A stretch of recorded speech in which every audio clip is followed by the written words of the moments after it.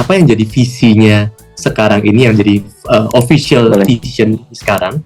Lalu apa yang paling dirasa beda banget ketika visi itu mulai diturunkan ke tim?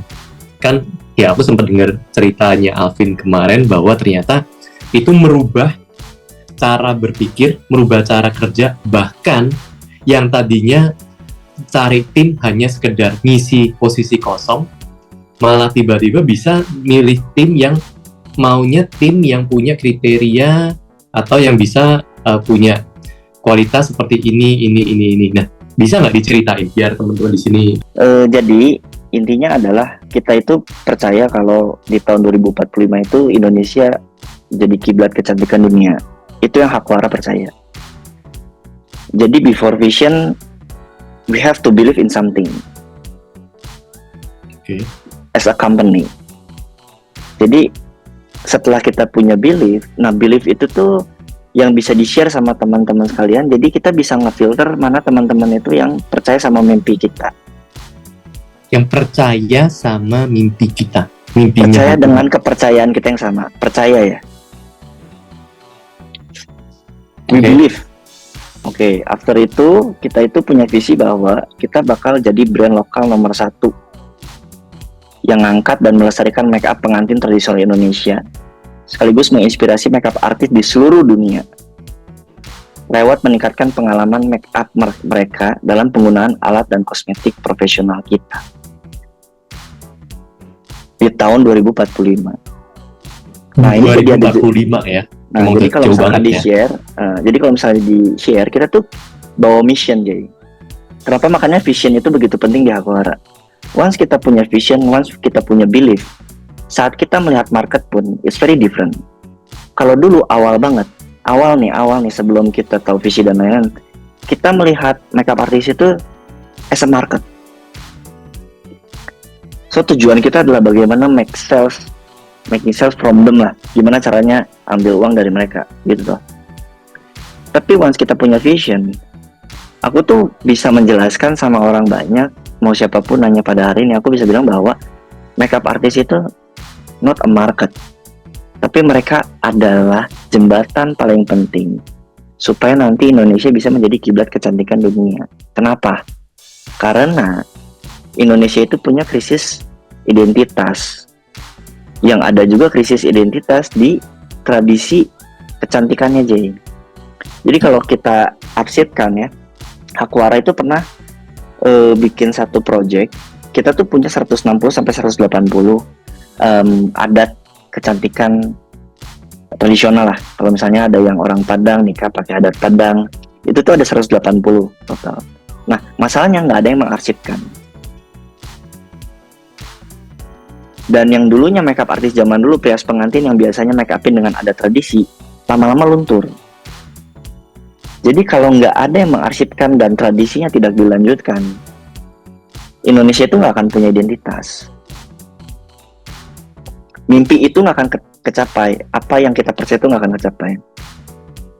So Hakwara punya direction adalah ngegawangin gimana caranya supaya makeup artis ini tetap eksis. So kalau gue hari ini dipanggil ke pemerintah untuk bicara, gue berani bilang sama mereka, kalau lu percaya dengan gue, atau lu punya kepercayaan Indonesia maju, gue adalah salah satu bisnis yang penting ada di dalam ekosistem ini.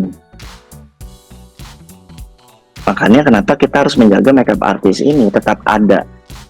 It's not about market again. Karena 5 tahun terakhir, Jay, pernikahan di Indonesia itu selalu turun dari 5% ke 10%.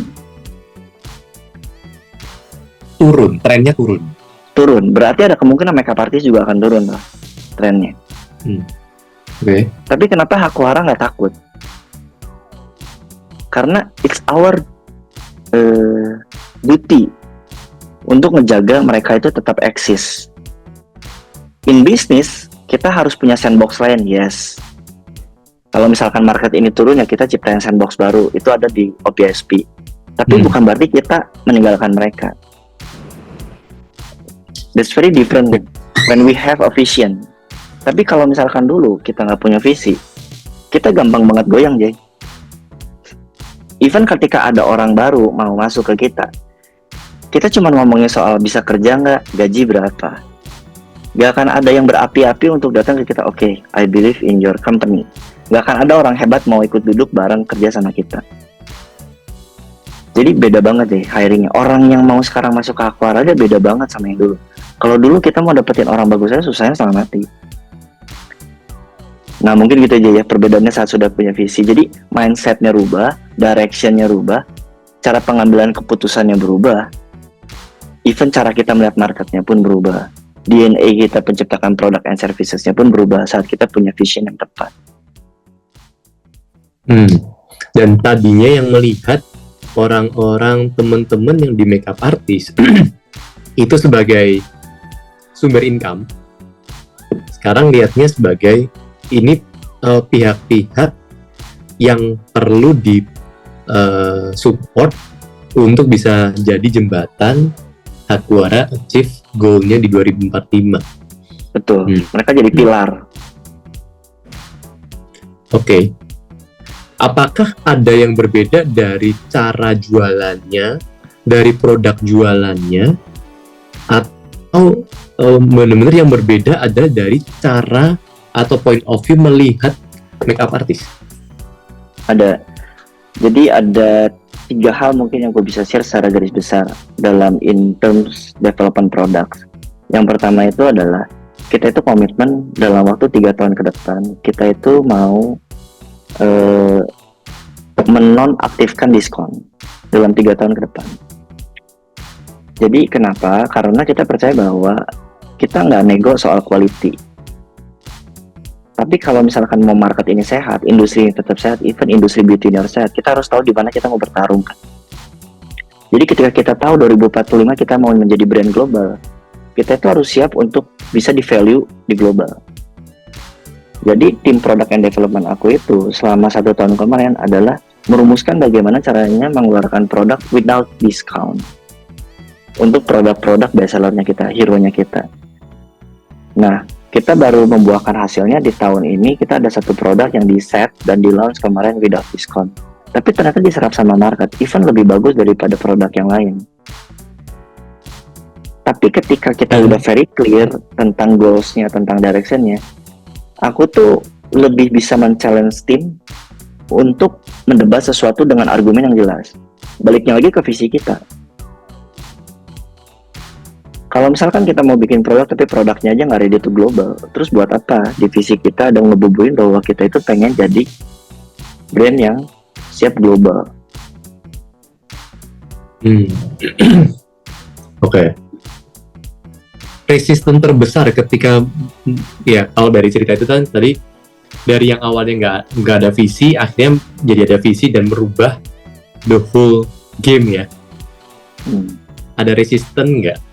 Soalnya kan gini, misalnya salah satu kekhawatiran semua orang, bahkan mungkin entrepreneur juga ya, dan aku mungkin yakin Alvin juga mungkin bisa jadi melewati fase-fase itu. Bisa jadi ada kekhawatiran kan, kayak apa yang sudah dicapai, yang sudah didapatin sampai sekarang, bisa jadi itu jadi entah memang harus reset orang-orangnya ataupun establishment, achievement apapun yang sudah dicapai bisa jadi harus reset. Dimana kan masing-masing ada plus minus nih.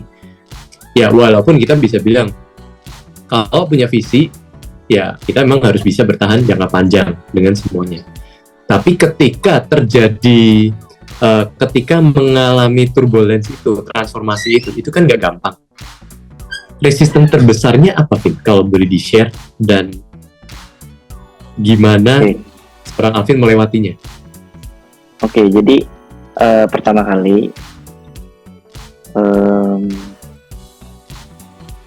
aku harus punya 2 topi. Jadi aku as co-founder itu harus punya topi beda dengan CEO. Jadi saat aku jadi CEO, itu aku selalu bilang sama tim bahwa kalau kita as a team nggak percaya sama visi perusahaan ini, kita semua buang waktu. Jadi aku harus bilang dulu sama mereka bahwa aku harus pastikan bahwa mereka itu mau bareng-bareng ke sana. Caranya gimana? Aku memutar rodanya lebih cepat. Jadi kita itu melakukan restructure J. Jadi saat aku punya visi yang jelas, di OPSP juga sudah tercatat, aku bikin milestone sendiri as a CEO. Tapi mereka semua udah tahu. Jadi waktu di Strategic Summit tahun kemarin, itu salah satunya adalah kita punya goals untuk merestructure tim yang ready untuk 3 tahun ke depan. Kita punya goals nih di tahun 2028, sorry. Kita punya target di goal tahun 2028. Tapi untuk ke goal 2028 dengan tim yang waktu itu di tahun 2023, kita ngeliat gapnya terlalu jauh. Kita nggak ready. Jadi aku ingin merestructure. Ketika merestructure, rodanya lebih cepat, caranya sangat jauh berbeda, sistem yang baru, cara kerja yang berbeda, semuanya kan dituntut untuk berbeda. Yang nggak kuat akan keluar dengan sendirinya karena putarannya terlalu kuat. Jadi aku melakukan 2 hal. Satu, memasukkan orang yang tepat. Yang nggak kuat untuk tandem sama mereka akan keluar. Yang kedua, ya aku melakukan namanya IDP lah. Nanti aku bisa share aja semua kalau kalian boleh. Jadi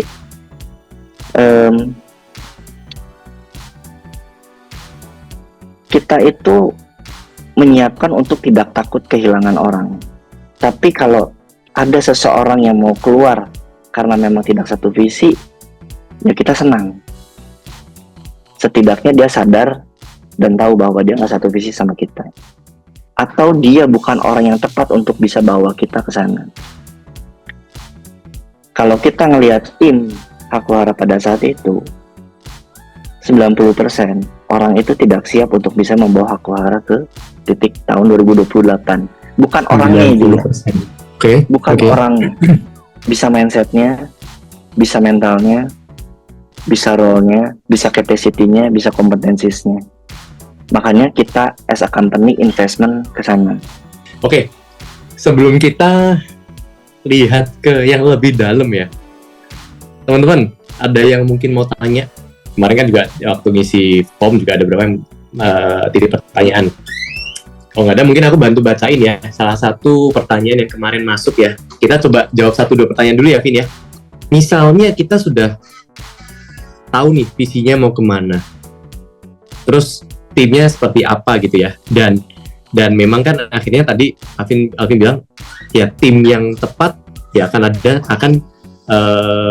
ada di sana terus gitu kan. Nah, apakah bisa dibilang sekarang ini tuh yang tadinya 90% nggak cocok, sekarang persentasenya sudah lebih besar?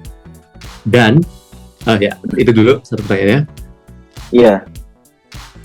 Jadi komposisi A player kita dan B player kita lebih dominan. Mungkin kalau kayak sekarang 70% role itu siap. Oke. Nah, satu pertanyaan yang mungkin bisa buat di-share ke temen, jawabannya bisa di-share ya. Setelah punya tim yang memang percaya dengan visi itu, apa ada yang sangat signifikan bedanya dengan tim sebelumnya? Ya, secara teori pastinya beda, tapi apa sih yang paling dirasa beda bagi seorang Alvin yang pernah ngalamin bekerja bareng dengan tim yang nggak sevisi dengan tim yang akhirnya sevisi? Yang beda mendasar itu adalah ada 2, Jay. Mungkin gini, aku definisikan gini, kalau di Hakuhara itu ada 2. Ada yang percaya, tapi mereka itu nggak ready in terms of competencies-nya, capacity-nya, capability-nya, dan lain. Tapi mereka percaya. Ada yang kedua, mereka percaya dan secara capacity-nya, capability-nya, kompetensinya itu ready. Nah, jadi percaya aja nggak cukup. Jadi saat udah punya visinya tuh orang yang tepat itu juga penting. Nah, perbedaannya adalah ketika lebih banyak orang yang siap in terms percaya dengan visi dan sisa-sisanya itu memenuhi syarat lah. Semuanya lebih bottom up. Jadi mereka itu tahu siapa yang accountable, siapa yang responsible, mereka tahu gap-nya kompetensi mereka atau jauhnya mereka sama perusahaan yang perlukan segimana. Terus mereka bisa lebih mengenerate ide-ide yang dibutuhkan perusahaan tanpa diminta. Dan perbedaan yang paling mendasar ya, Jay, kalau di level leadersnya punya.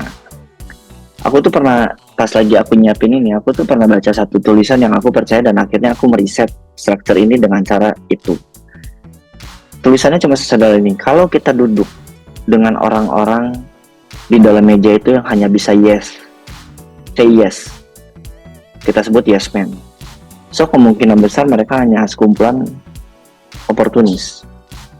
Tapi kalau dari mereka semua banyak yang bisa mengatakan berbeda pendapat atau tidak setuju dengan kita, ada kemungkinan mereka loyalis. Nah, saat aku punya orang-orang yang very believe in our vision, sama yang mereka benar-benar basic hard skill, soft skill, dan kompetensinya tepat, itu mereka tuh berani untuk mengumumkan pendapat, speak up, tapi dengan apa ya? Kalau aku nyebutnya tuh speak up dengan cara yang benar. Jadi mereka tahu mereka ngomong landasannya apa, mereka tahu cara tarik data gimana, mereka tahu cara nyajiin data, mereka tahu apa yang prioritas. Jadi memang sudah siap. Nah, jadi beda banget ya. Kalau dulu nih, waktu kita masih tahun 2019-2020, itu sampai meeting written pun aku nggak mau meeting written hanya karena memang ya kayak buang waktu, memang meeting yang bikin buang waktu. Jadi kita itu nyimpen versi meeting dari tahun 2019 sampai tahun 2024. Itu kita udah merubah 25 versi deh. Sampai di hari ini. Even ketika kita sudah punya visi yang jelas, meeting rhythm itu adalah salah satu yang kita invest. Jadi kita itu latihan. Sampai gimana caranya sampai punya bentukan meeting, report meeting, komunikasi meeting, agenda meeting yang hakwara itu very jelas. Teman, bayangkan kalau misalkan saat kita nge-review meeting, nilai 1 sampai 5 berapa meeting menurut kamu? Kalau yes man tuh ya oke lah 5 Kak. Tapi ketika kita memang punya orang yang tepat, dia bisa bilang ya very wasting time. Ini buang waktu gitu ya. 2. Even lu nggak bisa ngasih lihat gue figur yang tepat. Tadi orang A ngasih lihat aja datanya aja salah. Nah, mereka tuh berani speak up, tapi bukan untuk mencemooh atau untuk negatif ya, tapi benar-benar untuk demi kebaikan perusahaan. Nah, itu tuh beda banget. Itu mungkin yang gue bisa share. Nanti ingetin ya, nanti gue bisa share file-file nih.